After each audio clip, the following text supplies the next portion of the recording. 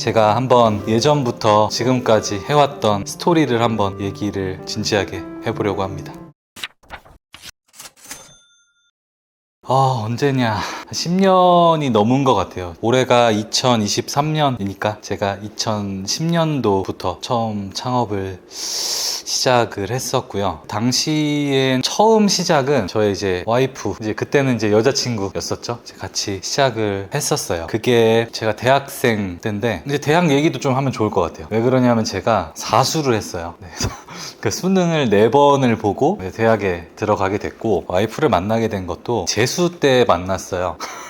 만나면 안 되죠. 재수 때는 공부를 해야 될 시기인데 어떻게 하다 보니까 와이프를 이제 재수 때 만나게 됐고, 제가 다녔던 학교, 그러니까 고등학교 때 제가 다녔던 학교가 남자 학교, 여자 학교가 이렇게 거의 진짜 도로 하나를 두고 붙어 있었거든요. 이 남학교, 여학교에서 이제 자연스럽게 교류들이 많았어요. 어떤 이제 그룹들이 많이 있었고, 물론 저는 그런 그룹이 없었는데 제 친구들, 남자 친구들 쪽에 제가 재수를 할 때 이게 처음에는 열심히 했어요. 처음에 열심히 하다가 이게 딱 약간 찬바람 불어올 때쯤, 이맘때쯤 딱 공부가 잘 안 될 때가 있거든요. 아마 재수나 삼수 해보신 분들은 공감을 하실 텐데 그런 시기가 있어요. 그때 딱 저도 공부가 안 되다 보니까 친구한테 연락이 왔어요. 그때 이제 재수를 제가 하고 있을 테니까 이제 대학을 먼저 갔던 친구들한테 그냥 어떻게 연락이 왔었어요. 잘 지내냐, 공부 잘하고 있냐, 이런 식으로 연락이 왔었는데, 이런저런 얘기하다 보면서 그런 모임이 또 있다고 하길래, 저도 그때는 사실 공부를 했었어야만 했지만 그때 너무 공부가 안 되다 보니까 약간 농담 반 진담 반으로 나도 좀 불러줘, 내가 나갈게 이렇게 던졌거든요. 그러니까 그래 나와. 그래서 그냥 바로 뛰쳐나갔어요.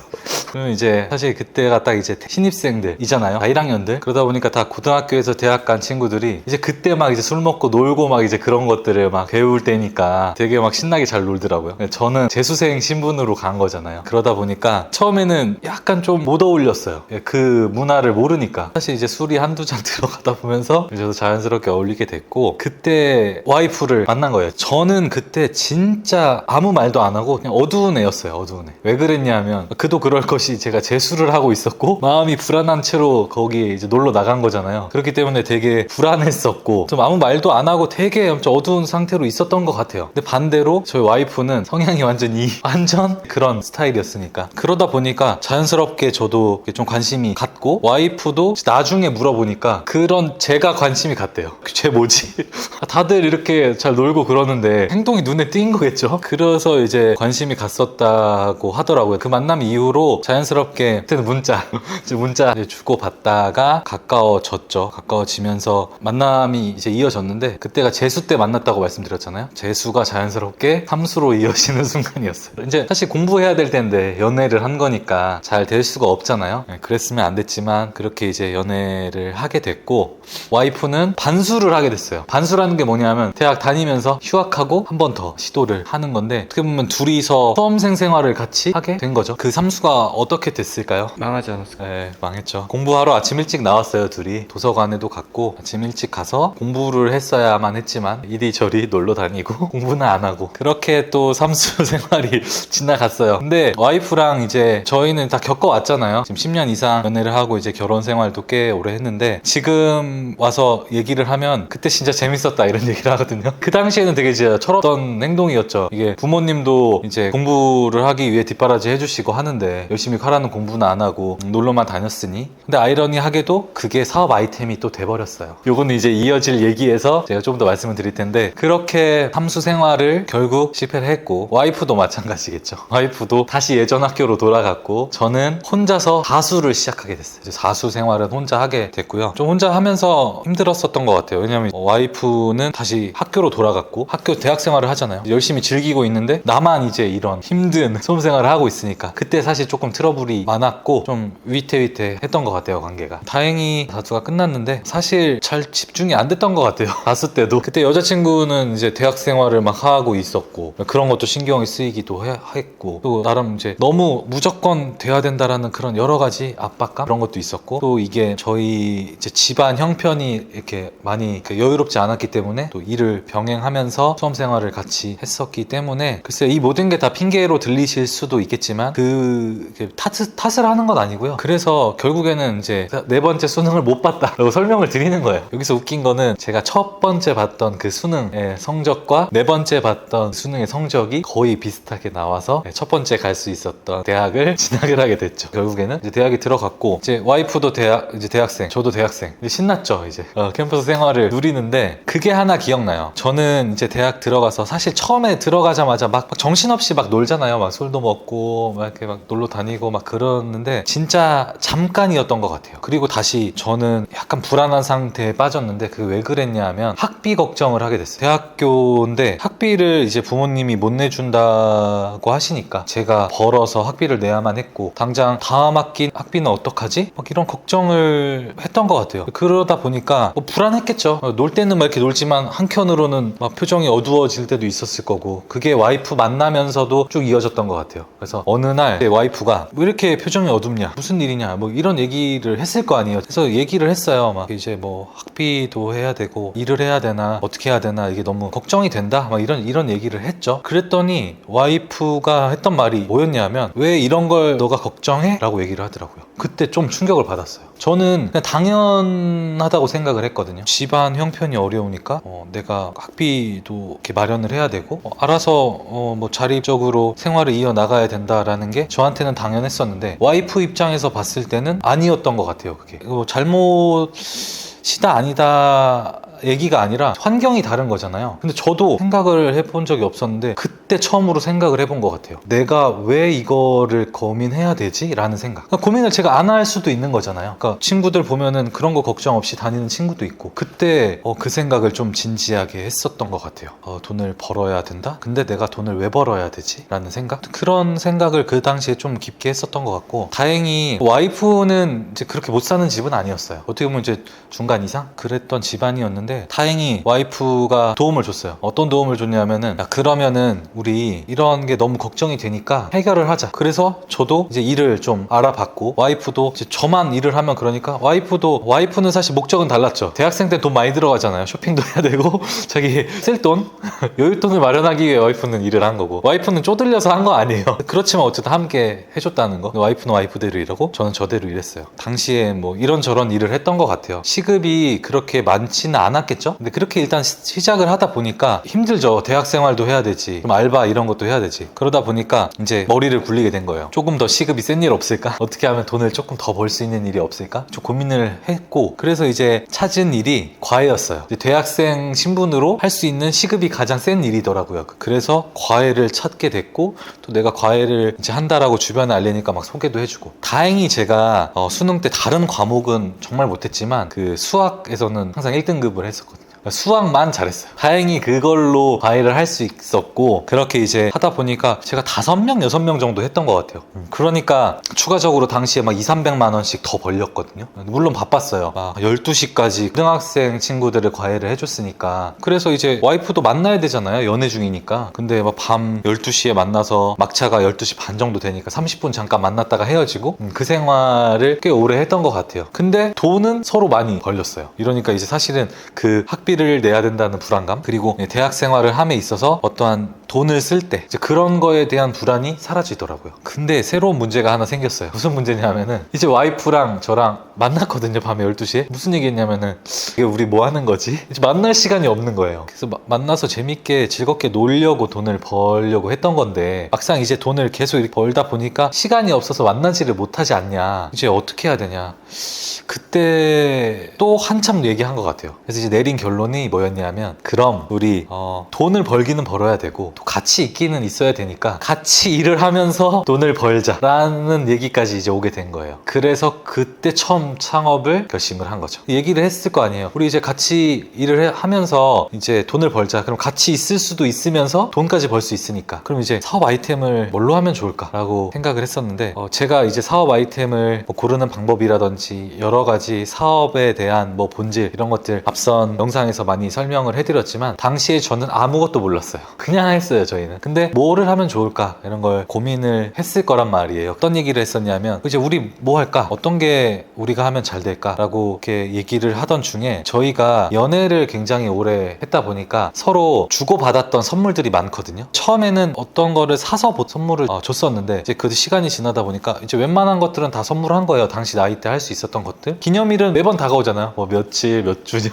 뭐 생일 계속 기념일들은 다가오는데 그때 서로 했던 것이 뭐냐면은 뭔가를 만들어서 주기 시작했어요. 그래야 조금 특별하니까. 기존에 웬만한 것들은 선물을 다 했어요. 연애가 길어지니까 매번 특별한 선물을 해서 감동을 줘야 되니까 그때 서로 막 연구를 했던 것 같아요. 저도 막 별거 다 한 것 같아요. 막 어떤 박스를 만들어서 편지도 써서 주고 뭐 만드는 거 있잖아요. 그런 것들을 다 해봤고 그러다 보니까 와이프도 저한테 뭔가를 만들어서 많이 주고 그래서 저희가 내렸던 결론은 우리가 이 선물을 많이 주고 받았지 않냐. 그래서 조금 우리는 이런 특별한 기념일에 맞는 이런 좀 선물을 만들어서 팔면 잘 될 것 같다 라고 생각을 했던 거죠. 그래서 처음에 했던 아이템이 커플 선물이었어요. 그리고 그것을 온라인으로 이제 판매하기 위해서 온라인 쇼핑몰을 열게 됐고요. 그때 들어갔던 비용이 제가 정확히는 기억이 안 나요. 한 100만 원에서 150만 원 정도 됐던 것 같아요. 제가 그동안 과외로 벌었던 근데 조금 남아 있었는데 제가 한 100만 원 정도 내고 와이프가 한 50만 원 정도 됐나? 근데 그렇게 해서 무자본은 아니었지만 거의 무자본에 가까운 적은 돈으로 시작을 했고요. 당연히 처음에 안 되잖아요. 안 됐고 하면서 같이 했어요. 와이프도 다른 일을 했었고 저도 과외를 그때까지 계속 이어져서 했거든요. 과외는 저녁에 하고 낮에는 그 쇼핑몰 일을 하고 그래서 상품을 하나하나 만들고 그다음에 이제 재료값 떨어지면 또 이제 과외해서 번 돈으로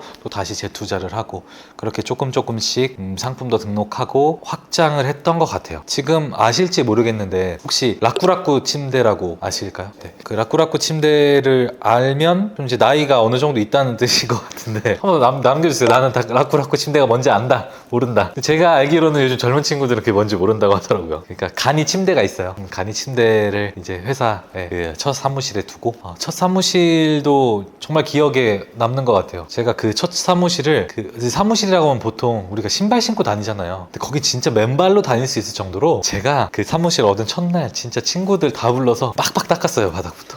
진짜 깨끗하게. 그 정도로 처음이었으니까 너무 애정을 많이 쏟아서 기억을 하고 그 첫 사무실에 그 라꾸라꾸 침대를 두고 이제 거기서 거의 이제 살기 시작했던 것 같아요. 정말 밤낮으로 계속 일을 했었죠. 근데 이제 와이프는 저녁이 되면 퇴근했어요. 와이프는 여자고 학생이 이제 집에 가야 되니까 당연히 갔고 저는 뭐 남자이기도 했고 그다음에 집에서도 워낙 그냥 알아서 하는 뭐 아들이었으니까 진짜 거의 나와서 거기서 먹고 자고 하면서 지냈던 것 같아요. 일도 계속하고 그게 8개월 정도 됐는데 이제 제품이 하나, 두 개, 세 개 이렇게 차츰차츰 늘어나다가 8개월 정도 됐을 때 이제 한 100개 정도 나가는 규모가 됐던 것 같아요. 상품이 이제 택배 출고되는 게. 근데 어떤 거에서 이렇게 조금 딱 올라갔냐 하면 저희가 커플 선물을 처음에 했다고 했잖아요. 근데 발렌타인데이, 화이트데이 뭐 이런 게 있는 거예요. 빼빼로데이. 이런 거를 잘 만들어서 하면 되겠다. 그리고 당시에는 이런 거를 온라인에서 판매하는 사람이 별로 없었어요. 있긴 있었죠 물론. 근데 배송도 느리고 포장이나 이런 것도 별로 신경을 안 쓰는 듯하게 보였거든요. 근데 저희는 퀄리티나 포장에 조금 많이 신경을 썼던 것 같아요. 서로 이제 주고받고 할 때 포장에 헛술하면 안 되잖아요. 포장에 신경을 많이 썼고 그게 다행히 반응이 좋았었던 것 같아요. 그래서 8개월 때쯤에 이사를 가게 됐어요. 사무실. 그러니까 처음 얻었던 사무실이 7평짜리였거든요. 7평이면 뭐 그렇게 작지도 않고 크지도 않은 딱 1인 기업이 하기 좋은 크기였던 것 같아요. 이제 거기가 이제 꽉 차서 움직일 수 없을 정도가 돼서 두 번째 사무실은 50평 정도 되는 데로 갔던 것 같아요. 7평에서 50평이면 7배 정도 되네요. 네, 갑자기 이제 쫙 좀 올라가게 된 건데 거기서도 그 라꾸라꾸 침대를 같이 가져갔죠. 밥솥도 샀어요. 쿠쿠. 진짜 거기서 정말 숙식을 다 했는데 계속 쭉 잘 됐던 것 같아요. 거기서 한 1년 정도까지 쭉 잘 됐고 월 매출이 1억 이상씩 나왔고 하루 매출은 막 1000만 원 이렇게 찍을 때도 있었으니까요. 근데 그때가 지금 갑자기 또 생각이 나는데 이렇게만 제가 계속 승승장구하면 얘기가 재미가 없잖아요. 그죠? 딱 그 무렵이에요. 쭉 이제 순탄하게 올라가던 잘 되는 무렵. 그때 이제 막 처음으로 막 외제차 같은 것도 사게 되고. 근데 어떤 일이 있었냐면 정말 큰일인데 군대 문제였어요. 군대. 제가 군대를 안 갔다 온 채로 창업을 계속 쭉 이어가다 보니까 결국에는 이제 언젠가 군대를 가야 되잖아요. 제가 남자니까. 그래서 이제 뭐 사업을 하거나 막 이렇게 이제 미루면서 더 이상 미룰 수 없는 지점이 온 거예요.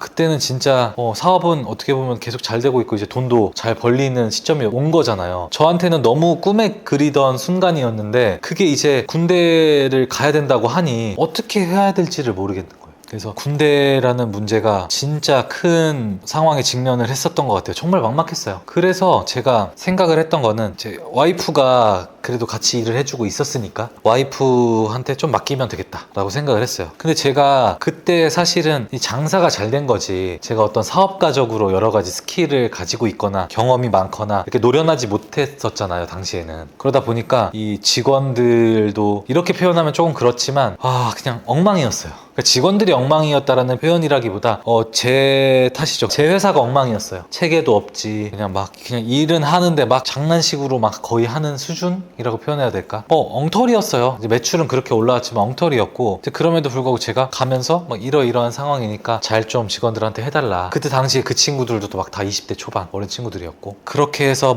결국에는 제가 군대에 간 거죠. 군대에 갔는데 갔다 왔을 때의 상황은 어떻게 됐냐면 정말 그동안 제가 벌었던 것들 다 무너졌더라고요. 진짜 엉망이 됐고 그리고 와이프도 우울증이 생겼어요. 왜냐하면 제가 주축이 돼서 운영을 하던 회사였고 그러니까 제가 장사와 사업의 그 차이에 대해서 전 영상에도 설명을 했는데 제가 빠지면 안 돌아가는 상황이었어요. 그러니까 완전 제가 메인이 돼서 하던 사람이 그 메인 주축이 사라져 버리니까 이게 막 엉망이 되는 거잖아요. 고객 응대부터 그 직원들 관리 종 여러 가지 문제들을 와이프가 다 감내해야만 했으니까. 근데 사실 와이프는 그 못 사는 집도 아니었다고 아까 제가 말씀드렸잖아요. 와이프는 사실 이 일을 안 해도 그만이었어요. 단지 근데 매일 아침 출근해서 그 여러 가지 문제점들을 혼자 다 감내를 해야만 했는데 오로지 저 때문에 그냥 제가 군대 가면서 잘 부탁한다 라고 했을 거 아니에요, 와이프한테. 어떻게 보면 그 의리를 지키려고 진짜 그 시간을 버텼다고 하더라고요. 어쨌든 같이 갔다 오니까 완전 그때 이제 제가 딱 돌아오는 순간 마지막 그 잡았던 끈을 이제 와이프는 놔버리니까 완전 무너져 버린 거죠. 그때가 진짜 가장 힘들었던 시기인 것 같아요. 그래서 와이프를 이제 그 케어하는데 시간도 많이 들었고 그리고 이제 갔다 와서 결혼도 했어요. 다행히 빚이 생기지는 않았어요. 진짜 0. 그때 당시에 어디까지 쌓았었냐면 그래도 상가도 한 2개 정도 샀었고요. 외제차도 있었고 막 돈도 어느 정도 캐시도 모아 놓은 상태였는데 차도 팔아야 됐고요. 가진 부동산 다 팔아야 했고요. 그것들을 이제 다 정리를 하고 리셋을 하니까 이제 딱 0이 되더라고요. 이제 이렇게 고생도 안 하고 우리 좋게 살 거야. 근데 막상 갔다 오고 결혼할 때쯤 되니까 0이잖아요, 그쵸? 그래서 신혼집도 이제 월세로 어떻게 됐고 그렇게 해서 신혼생활을 하면서 저는 새로운 사업을 좀 준비했던 것 같아요. 근데 사실 이제 제가 이렇게 준비라고 좋게 포장을 하지만 군대 갔다 오신 분들은 이해하실 거예요. 군대 갔다 오면 1, 2년 정도는 사회에 적응하는 데 시간이 걸려요. 근데 대부분 그렇게 생각하거든요, 군대에서. 야, 나 나가면은 진짜 끝장이 난다. 포텐 터진다. 다 그런 마음을 갖거든요. 근데 막상 나오면 바보가 돼요. 그런 시간이 1, 2년 정도 저도 있었고 그 시간 동안 그래도 계속 뭔가를 고민을 했죠. 어떻게 할까? 무엇을 할까? 이제 그러다 보니까 제가 그동안 해왔었던 일들이 있었잖아요. 그 일들을 다시 시작하게 됐어요. 과거에 했었던 무너졌던 일 있잖아요. 제가 사실은 할 줄 아는 게 없었다라고 표현을 할 수도 있고요. 과거에 했던 일이 그거니까 또 손쉽게 시작을 했던 거죠. 그걸 다시 시작했는데 어땠을까요, 결과가? 빨리 올라가지 않았을까요? 한번 해봤으니까. 그쵸. 잘 됐어요, 또.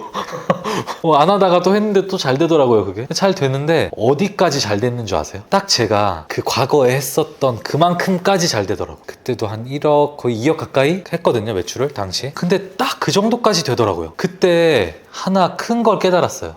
이게 내 그릇이구나.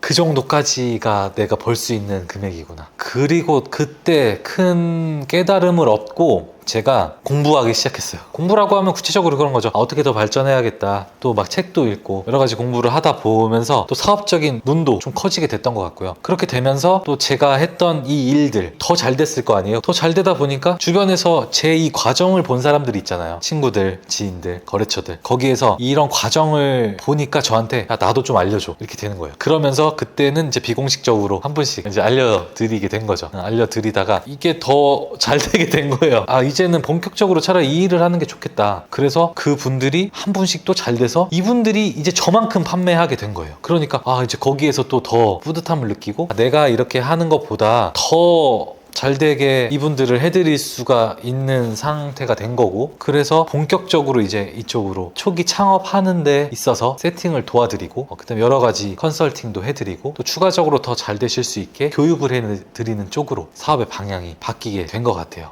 이게 저는 굉장히 오래 걸렸어요. 사실 뭐 누가 들으면 그래서 막 매출이 얼만데 막 뭐 몇천억 돼? 이렇게 말씀하실 수 있거든요. 이제 그렇게 매출이 뭐 많이 나오지 않아요. 저도 지금 계속 꾸준히 성장을 하고 있는 중이고, 그 초반에 그 기간이 10년 이상 잘 되시는 분들을 보면 막 2, 3년 만에 막 쭉쭉 잘 되시는 분들이 있거든요. 근데 저는 그 초반에 이 잔잔하게 길게 한 10여 년 동안을 거기에 계속 머물러 있다 보니까 그 구간에서 정말 저는 도 같은 것 같아요. 창업 초기 구간에서 굳이 안 겪어도 될 그 모든 일들을 겪었던 것 같고요. 그 모든 일을 겪고 나니까 정말 그 구간에 한해서는 드릴 말씀이 정말 많은 것 같아요. 그래서 더 이상 여기 이 구간에선 제가 겪을 일이 없기 때문에 지금은 이 구간을 넘어선 것 같기도 하고요. 그래서 이 구간을 넘어서 저도 다음 단계로 계속 가고 있고, 지금 하고 있는 사업도 굉장히 순항하고 있어요. 그동안 제가 겪었던 그 어려움들, 힘듦, 놓쳤던 부분들을 지금은 정말 차곡차곡 잘 쌓아가고, 직원들과의 관계,